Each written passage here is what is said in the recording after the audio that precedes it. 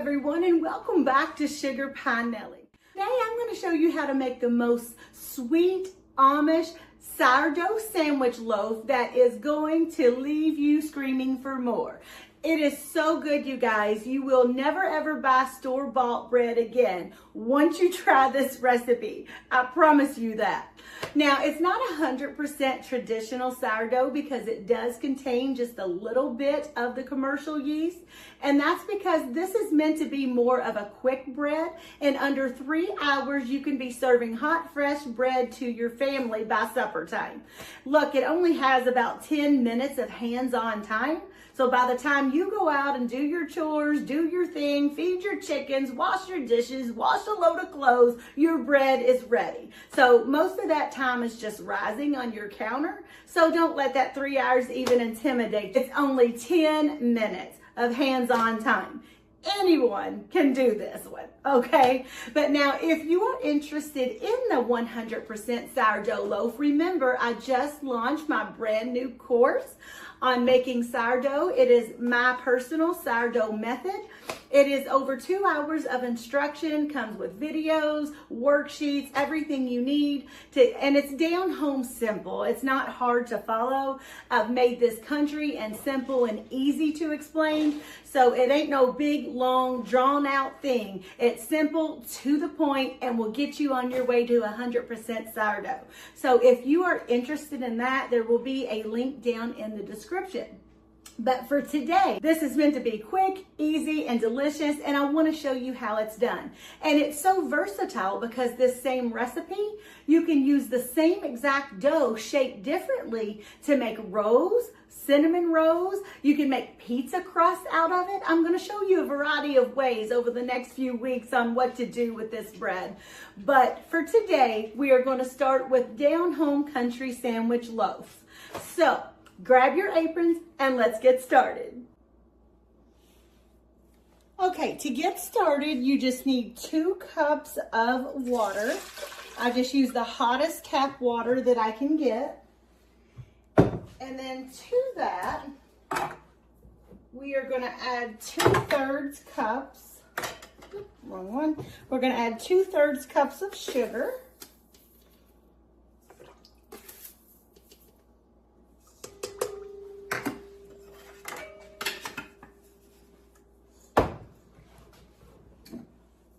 And then for the commercial yeast, we're going to add 1.5 tablespoons. And just sprinkle that on top. This one. And just kind of sprinkle that on top.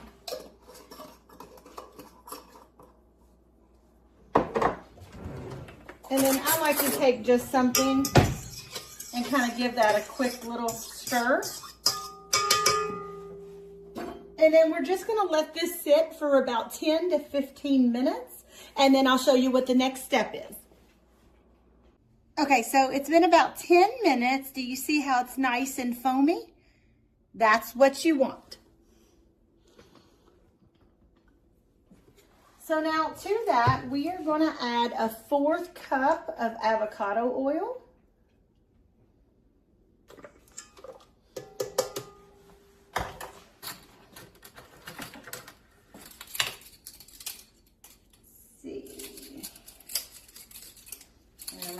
Okay, 1.5 teaspoons of Redmond Real Salt.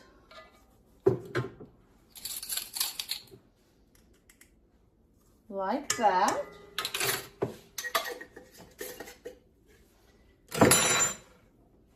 And then you're going to take a sourdough starter if you have any. Make sure it's active. And I like to put anywhere from about 2 to 4 tablespoons in this. So I will just grab out like 2 great big old chunks like that normally. And place that in there. before we do anything else, I like to go ahead and give that a quick stir with a paddle attachment. I use my KitchenAid mixer. Now you guys, you can do all of this by hand, that is your choice, but this thing makes it quick for a simple little bread like this. It is nice. I have had this KitchenAid mixer for 21 years and it's still going strong. So yeah, this is nice. You just kind of want to make sure the starter is well combined in there, is what we're after. And then you will need 6 cups of flour. I use the Unbleached all-purpose flour. You're free to use just whatever you want. But I put about half of that flour in there. And then with the same attachment, we're going to give that a good spin and just make sure everything is dissolved.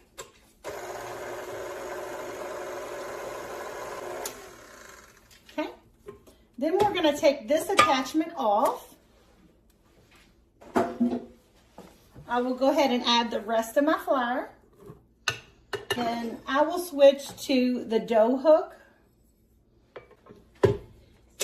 And then you'll pretty much just mix this until a nice ball of dough forms and it's kind of bouncing around the bowl. And then that's when I'll turn it off. At this point, if you don't have a mixer, you would just do this all by hand kneading, and you will need to give it a good kneading of probably 10-15 minutes of kneading to do, you know, what this can do in maybe 1 minute. So, but anyways, that's totally your choice. I have done it like that too, and the bread also turns out wonderful. So there ain't nothing that beats the old-fashioned ways either. So here we go.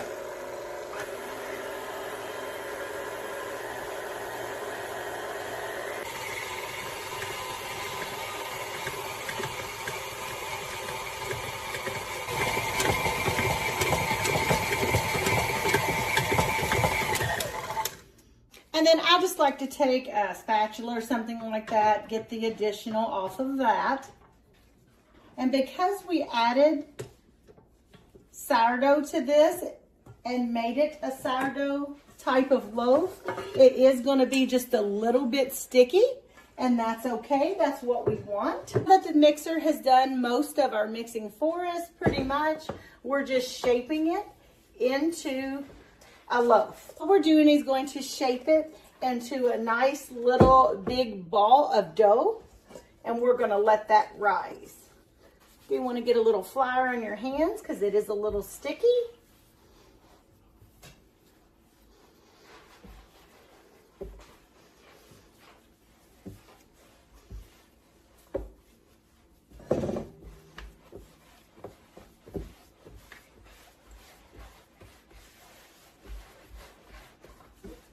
Just like that. And then you just need a well-greased bowl. That squirt thing makes this so nice. It's so nice greasing bows, and it's so nice. It's the avocado oil squirt bottle, but it's so nice using that for your iron skillet. So you pretty much just put the dough in here, flip it over, and then we are going to take an old towel. Overlook my ugly towels, but it's perfect for stuff like this. You just pretty much set it and forget it for about an hour, and then we will come back and check our dough. So we're just going to leave that for about an hour. If you were to forget it for an extra hour, it's not going to make no big deal. The loaf is going to be just fine. I have done that before too, thinking, oh no, I've went over, but the loaf actually turned out better than I think anyone ever has. So there's no big deal if you was to go over for just a little bit. Just let that rise, do its thing. I'm going to go tidy up a little bit of house, and then I will meet you back here and show you what to do for the next step. This is also a perfect time from the little mess that I just made. I go ahead and like cleaning up in between, and that way it's not a big mess in your kitchen. You don't have to wait all day to clean it up. You come back in here for the next step, and all of that part's already done. So use your time wisely, guys. Go feed those chickens. Another thing that you guys can be doing during this time, if you have the starter, it's a good time to feed it. You can go ahead and be doing that.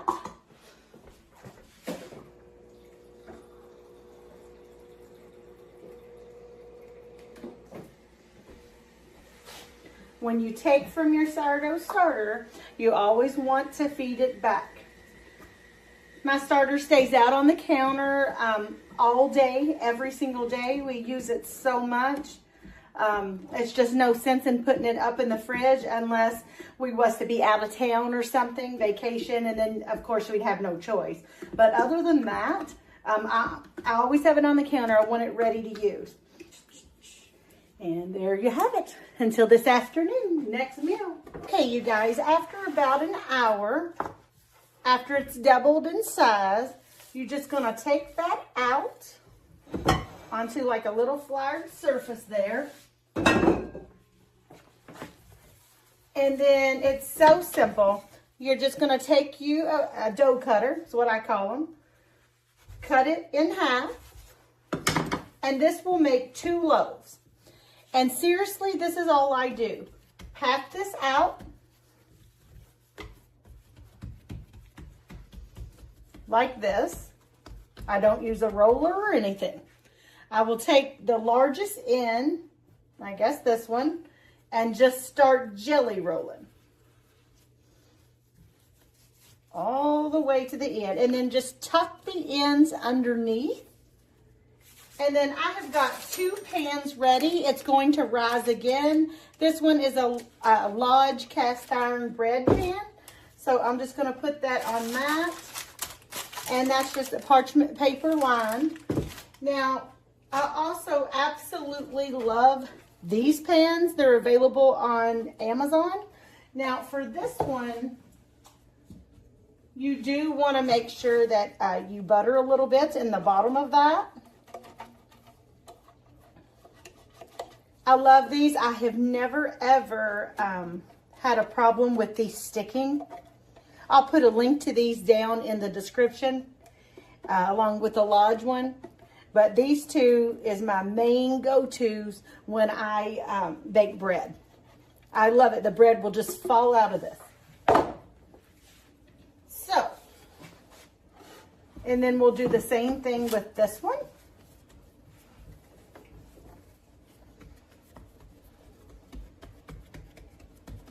Sometimes I don't get it exactly in half, and one might be slightly larger than the other, but that's totally fine. They all come out delicious and wonderful.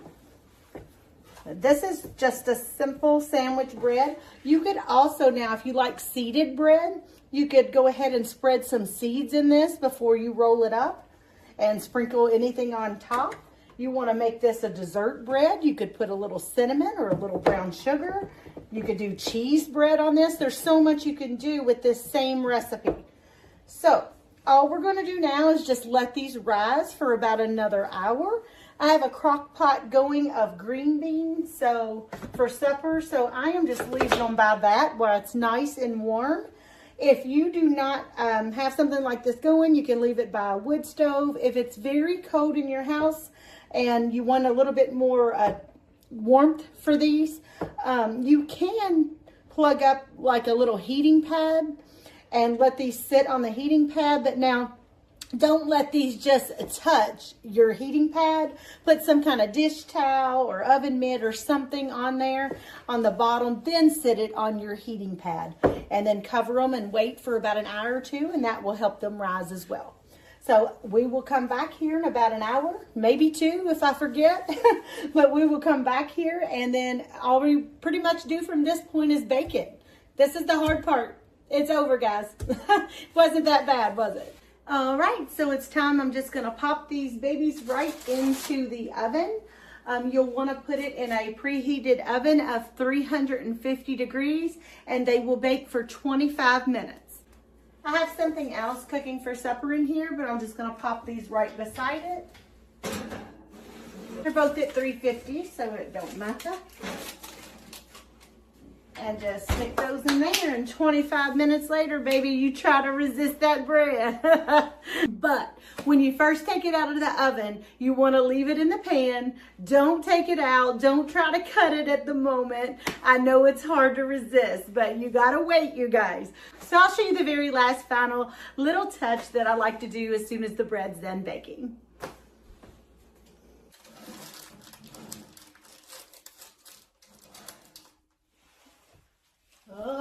you guys. Here they are.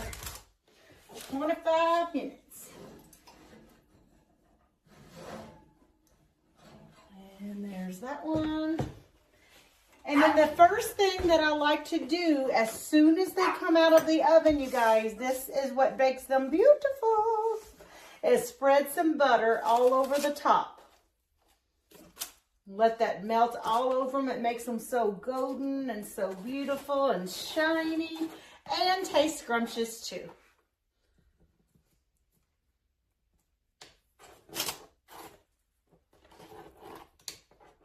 I'm using a spoon. Y'all don't laugh at that. My pastry brush, the only one I got, is dirty. So I'm just using a spoon. Whatever works, right? I honestly need to get some more of those, I think. Constantly reusing that one little silicone brush. Okay, there we go.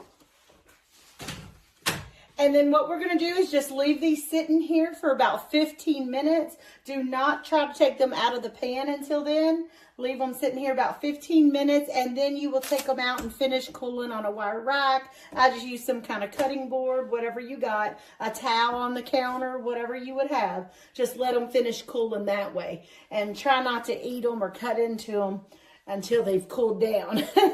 Try is the magic word there, guys.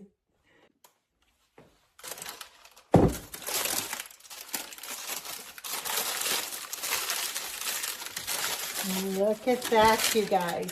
It is simply delicious. I can't hardly wait. And this, look how easy. Remember this pan I was telling you about from USA Pans? Watch this. See how that just falls right out of that? The cast iron and the USA pan, that is my #1 go-tos. And look how perfect it does with that. See? You guys got the little razor blade for skewering sourdough bread. You're more than welcome to do that too with this loaf. I normally save that for my 100% sourdough breads just so they kind of notice the difference in the breads. This is our main go-to for sandwiches. And then I do often do the sourdough 100% also because that is also a favorite of ours around here. But I am going to try to let this finish cooling. Maybe let this finish cooling, and then we are going to be having that with our supper. So I hope you guys have enjoyed this video. Do not forget to subscribe for more delicious, easy meals like this. I appreciate you guys so very much, and thank you for all your sweet comments and emails that I've been getting. I really am so tickled pink when I get those. So you guys have a blessed day, and I'll see you back here next time on Sugar Pie Nellie.